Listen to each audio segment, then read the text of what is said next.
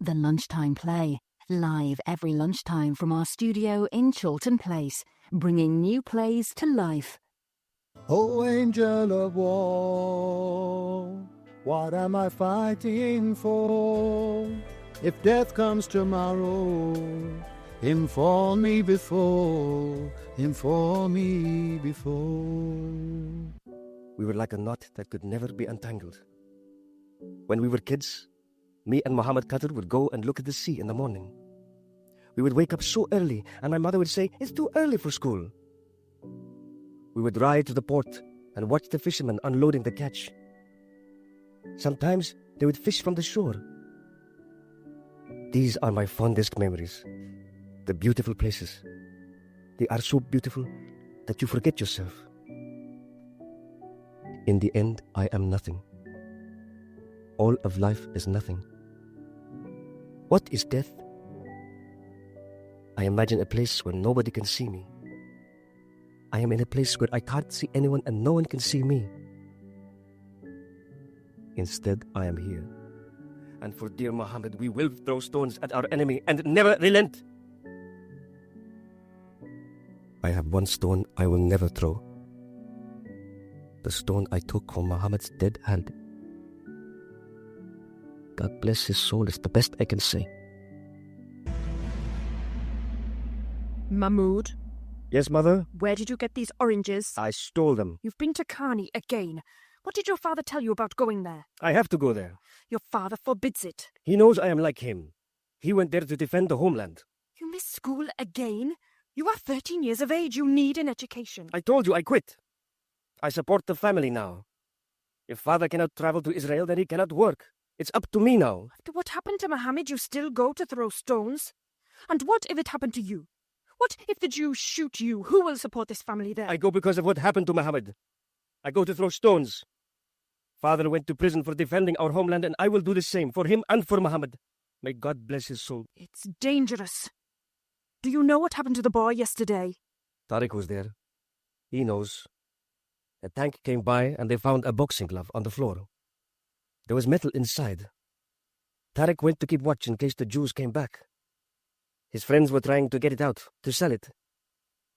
The boy threw it against the wall, and Tariq heard the explosion and found him. His torso was blown out. Oh, don't you see? That poor boy. Think of his poor mother. Why do you children play with these things? Why can the children not play? They found something. It looked pretty. You should know if it is pretty or it is good, it has no place here. He was just a kid. What had he done? What had any of us done? We are just children. All my friends are gone, except for the boy at the newspaper stand. Your father has forbidden that you go again. Do you understand? It has become simple for them to kill. He was just a child. Why did they have to kill him on that day? Forbidden. Do you hear? Stop! I said wait! I'm sorry, but I must... You walked away. Look, You could see what I was about to do, and you did nothing. I know you saw me. Yes, I did. And you did nothing. What you do with your life is your own affair. I followed you all the way from that bridge, and you made no attempt to tell anyone or phone the police. Surely the police would try to stop you. You could have tried to stop me. It's not really my business. Not really your business. A few moments ago, you looked like you were about to throw yourself from the bridge. Yeah, I think that's quite clear. Then why have you followed me here? Why? Because I want to know. I want to know why you walked on. If you're determined to end your life today, then my interference will not help. Instead, you follow me. Oh, now I see. See what? That's clever. Really clever. Excuse me? I see what you did now. That is genius. I'm not sure I follow you. You walk away and pretend not to care. Then what happens? I end up here, away from the bridge, away from danger. Look, I must insist. You seemed willing to take your own life, and yet now you have changed your mind. Either way. I didn't say change my mind. Then why are you here? Because you tricked me. I did not trick you. I did not interfere in any way. But you did. But you did just that by walking away and doing nothing. You did just that. But what if it had gone wrong? Then you'd be responsible. I am not responsible for what you do. I do not know you. You must be mad. To think you did that to save me. What are you? What do you do? I am a doctor. See, I knew it. You help people, right? Mentally. You know how to trick people. A doctor of medicine. I have nothing to do with mental health. Like my therapist. Says one thing, means another. I am no therapist. I have no concern for you or how you wish to deal with your life. You're so convincing. If you seriously wanted to end your life, would it not be done now? Amazing. Suicide is a statement to someone. Otherwise, it does not achieve its objective. There's no objective for someone who wants to You die. have to leave a message behind to make your victims suffer from your death. To make them feel responsibility and regret for the terrible things they did to you in life. Come on then, doctor. Tell me more if you're so clever, if you know so much about me. It's quite common. It's not about your suicide, it's about everyone knowing. People have to know. Is that how you work? Try and make me feel worse about ending my rubbish life. I am not working, I am stating a fact. If that were not the case, then you could pretend it was an accident of some kind. Wait, kill myself and make it look like an accident? What would be the point in that? There would be none, and our life would end without satisfaction. This has nothing to do with satisfaction. It has everything to do with satisfaction, otherwise why the public display? You were probably already picturing the scenes of grief in your mind. Why didn't we see? It's so sad. Oh, you're so smug, aren't you, doctor? Well, I've got news for you. I don't know why I went up there on that bridge. I woke up this morning, went into town, and the next thing I knew I was up there. I didn't plan it. Surely you had to consider first. But doesn't everyone at one time or another? Don't try and tell me you've never thought about it. Not even thought about it. There are struggles. But to do such a thing without continuing your struggle would be a failure. Without some purpose to your death, there can be no purpose to your life. I've struggled for a long time. Now it's time to give up. But I didn't know it was time to give up. I arrived at that bridge almost automatically, as if, I don't know, my mind knew where it was taking me. But the gesture would be meaningless. Look, in a year, 2 years, 3 years, how many people will still sprinkle water on your grave? Is that what you think? That I've been planning this for weeks to get something from it? I did not consciously plan it. If your motives are to make someone pay, they will simply think you are weak. This is not about making anyone pay. You know nothing about me. You are British and life is tough. Your boyfriend left you or you lost your job. So because life is so bad... How dare you? The struggle is what is important. Anything else is the easy way. My sister is dead. What? My sister, Kelly, she's dead. Your sister? How would you know which is easier? Jumping off a bridge or living without her? I didn't realize. You didn't realise? Well, that makes a difference. Like I woke up this morning and just decided to fling myself off that bridge for no good reason. She's gone and I can't bring her back, and you have no idea how that feels. How did she die? Like you care. I'm sincere, please. She killed herself. What a terrible waste. How old was she? 22, same age as me. We were stepsisters. My dad got with her mum when we were about 7 years old. We grew up together. Not your blood sister, then? No, better than that. We were best friends. When my mum died, I went to live with Kelly's family. It was really difficult at first. I was horrible to everyone. It was just because I missed my mum. But once things settled down, I discovered that Kelly was the sister that I'd always wanted right there. A lifetime together, and I wasn't there when she needed me the most. And my dad was a scumbag, an alcoholic, always beating my mum and us. But the two of us stuck together, you know, neither of us wanting to leave. But when I did eventually move out, I don't know, I just felt like I'd left a part of me behind. And then my dad died, and that's when things really started to fall apart. And I didn't understand because I thought she'd be glad because he was gone. And it was gradual at first. She wasn't herself, she was withdrawn. And finally she told me what my dad had done. What my dad had done to her. She just blurted it out. And I can't even say the words now, but I felt like she blamed me. All I wanted to do was help, and now it's my fault she's dead. It's not your fault. I was so angry. I don't know why she didn't tell anyone. And I called her a liar. I ran out of the house, and that was the last time I saw her. A week later, she was dead. And I never got the chance to tell her. I understand how that feels. I don't think you could ever understand, but thanks anyway. So, what's your name? My name is Mahmoud. Worthy of reverence, that's what it means. I think mine means Holy One or something. Ariane, nice to meet you. But you're not from round here, are you? No, I lived and studied in Leeds, but I am Palestinian. I lived and studied at Tameside Council offices. Moved down here last year. I apologize for my behavior. I too lost a sister. She was a similar age to you. Was it recent? It was yesterday, Last week, last year, it makes little difference. I know what you mean. Were you close? She was my sister. I brought her up and raised the family after my father went to prison. Looks like there's some sort of pattern emerging here. Was your dad a scumbag as well? Oh, he was a great man. He was not in prison for a crime. He was a fighter. I don't understand. Look, I am not from England. I have not grown up here. I grew up in Gaza, and it is a very different place to this. Look around you now. Here we are in the English capital, so peaceful and calm. Palestine is an occupied country, and my father went to prison for fighting that occupation. I was left to support my sisters. My mother was not allowed to see him. My grandfather, God rest his soul, he would take food, but they would throw it away. They beat him and sent him away, saying it was forbidden. Once my father was released, he could not travel to Israel, and so it was very difficult for him to find work. I quit school, and at 13 years of age, I worked selling newspapers to support my family. Working at 13? It's not unusual in my country. Did you go to school? Not much. I couldn't be doing with the teachers telling me what to do. Our children risk their lives to get to school. Our children risk their lives once they're in school. I mean, I have heard of Gaza on the news and stuff. Oh, maybe you've heard of the terrorists who threatened their neighbors with extinction. I don't know, just people fighting, killing each other. Palestine is the most crowded place in the world. Only 28 miles by 4 miles, with a population of 1.4 million. So is that why it's always on the news, with the war and stuff? If you can call it a war.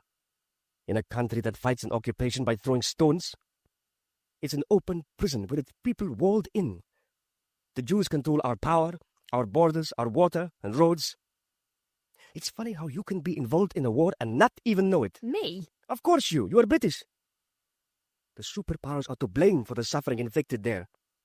They will not be happy until we are pushed into the sea. Your taxes help them to defend themselves from children who throw stones at their tanks and bulldozers. Imagine a great wall, say around Scotland, and the English coming through and crushing Scottish homes, pushing further and further, whilst the people who own them are fleeing for their lives, no longer able to return. This happens now in my country. One day we were given notice to leave. 2 weeks, that's it. The bulldozers came and we ran through the streets as our homes were crushed. Not even time to put on our shoes. We had to go and live with a relative. And new Jewish homes were built where ours once stood. So, what happened to your sister? I never got a chance to say how proud I was of her. She was due to come and study here in England. I was working hard to get money and accommodation for when she would join me. You have to understand my country. There are only 2 border crossings, and it can be very slow to get in or out. When did you last travel to another country? Don't know, a few years ago I went on holiday to Greece. I wonder how long you had to wait at passport control. Don't know, a few minutes. I expect so. It can be very different where I am from. I was so excited to be almost home, and I would soon see my family again, and more importantly, bring my sister back to England with me. I was at the border crossing for 24 hours, waiting to get through. 24 hours that cost my sister her life. So, for no reason, you can't get back into your own country? Whilst I was there at the border, there was a pregnant woman. She became very ill and needed hospital treatment urgently. The ambulance came quickly enough, but there at the border, though her husband pleaded with them for them to let through, they were forced to wait under the baking sun for hours. And soon it was too late. She lost her baby. That's awful. Anyway, the next day I went through and headed towards my family home. I could see my mother amongst the destruction from some distance. What happened? Mother, please tell me what happened. Oh, it's too late. They've destroyed my family. Where are they? Where is everyone? Are they safe? The girls. Where are the girls? Alona, Suhar in hospital. What about Vafa? Where is she? Mother, listen to me. Where is Vafa? Mother! She's gone. No, she's not gone. Where is Vafa? She's gone. Now she's coming with me today. Where is she? Wafa is dead. Oh, she's coming with me to England to study. Everything's ready. I have found a place. Get it? She would have been safe if I only was held up at the border. they warned us. We knew they were coming. What? 3 days ago, soldiers came to the house. We were told that we would pay, that we would die of sadness. What have we done wrong? We have done nothing. Who cares about right or wrong? When will there be peace? Do they call this peace? Yesterday I left early to get to the market. When I returned, this devastation. Wafa was sitting just there. She was so excited. Why? Look at this. A calling card from our enemy. Our true enemy. It's some kind of weapon case. Made in the USA. They are all one, all of them. Surely they know. You've been there. Do they know? Do their people know? Do they care? One day, Mother, Palestine will be free. Sharon or Barak. Either way, we are all dead. It's the same dog. One dies, another takes its place. Sharon wants war. America is a traitor. Great Britain is a traitor. All of them are responsible for our expulsion from Palestine, but God willing, we will stay strong. May God watch over us. You seem surprised by this. Soldiers wouldn't do that. I mean, they're not allowed. They're not real soldiers. They're not warriors.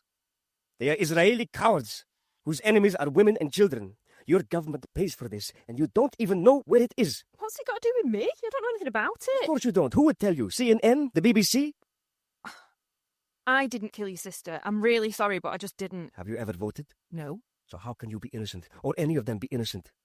You were flying the plane that killed my family, and him, and her. Look, I'm really sorry about what happened, but it's not my fault. I'm leaving. No, it's too late for that now. I need you to stay with me. Sit down. What do you mean too late? What's going on?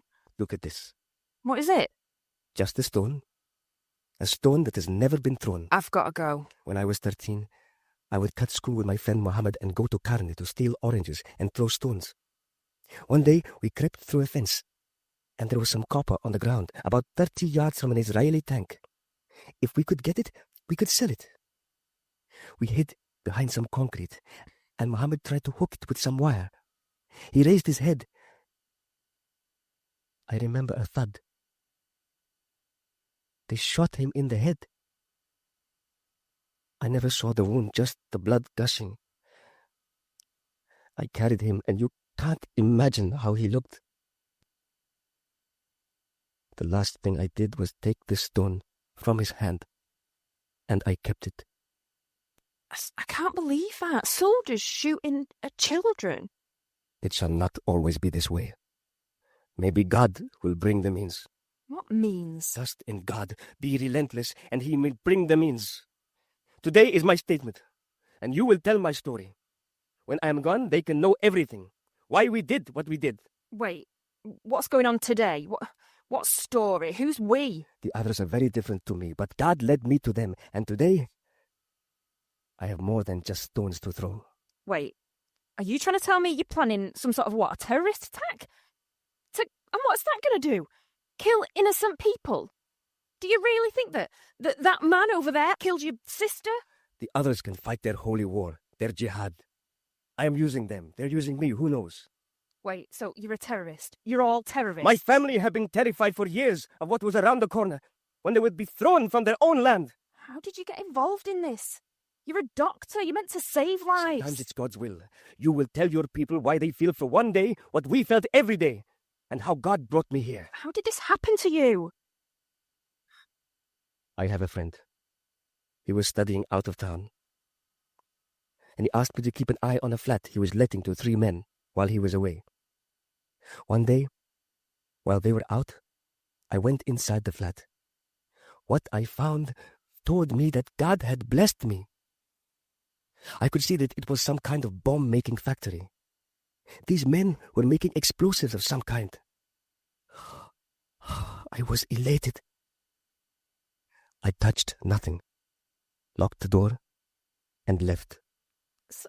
So knowing that they were planning to kill, you did nothing? I had to think. I thought about my sister and about Muhammad. And I knew that whatever happened, they were my brothers.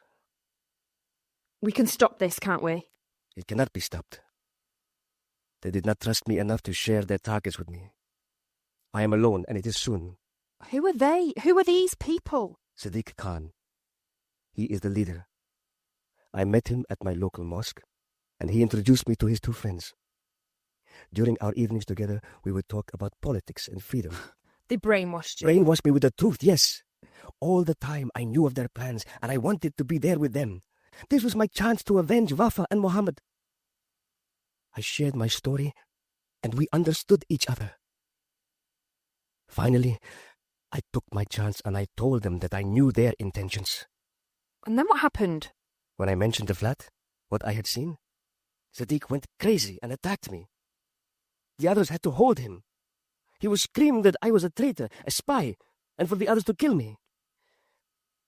Eventually they calmed him down, and they let me speak. They soon realized that I had plenty of opportunity to expose them, but I did not. Still, they interrogated me all through the night. Names of places, family, where I grew up, everything. Until at last, they agreed to my right for revenge. I met them again this morning, and I was given this bag and my target. What's in the bag? It is sealed. But I now have the means for when the time is right. But you don't, do you? They don't trust you. How do you know it's not just going to explode any minute? Where are you meant to be going with it? You will find out soon enough. So we could go off here, now? How ironic that would be, that you were the victim of a terror atrocity on the day you intended to die anyway. No, I do not want that for you. I want you to tell them about me, that I am not a terrorist. You can't kill innocent people. Look over there at that girl. She looks about the same age as me, the same age as Wafa. I'm sure she's got a brother who cares very much about her. And you don't know where she's going today. She might be out there and bumping into one of your friends. We are both angry and want our revenge. You have no one you can blame but yourself, so you chose the path you chose today. I have someone to blame, them and you. But you're not like them. You said that yourself. They're full of hate for the world, and you're just like me. It's ourselves we hate. You will tell my story. No, I won't. I don't want any part of it. If you go out there and kill, I will never tell a soul we met. You have to tell them. Just making a statement, wanting someone to suffer. That's what you said about me. Well, you're the same, but worse. I have prepared for this. It's my day. No, you've had your day. You saved my life. I won't go back because of you. You would have happily killed me today, out there, but you saved me from that bridge. I did not. You said, may God give you the means. Maybe he is doing that right now. I know what you've been through is painful, but this is not you. Here, take this stone, it's yours. That is how cheap their life is to you. An insignificant piece of stone that you've carried halfway around the world. May God forgive me. It started. What? Listen. I can't hear anything. That's what I mean. I know it started. It's so quiet. No birds singing. I felt like this as a child. I used to wish I was dead. If you think that Wafa is looking down over you now, do you really think she would want you dead? I'm leaving. Wait! Would you just walk away without doing something? What you do with your life is no concern of mine. Oh, look, give me the bag and we'll go. We'll get rid of it. Then what?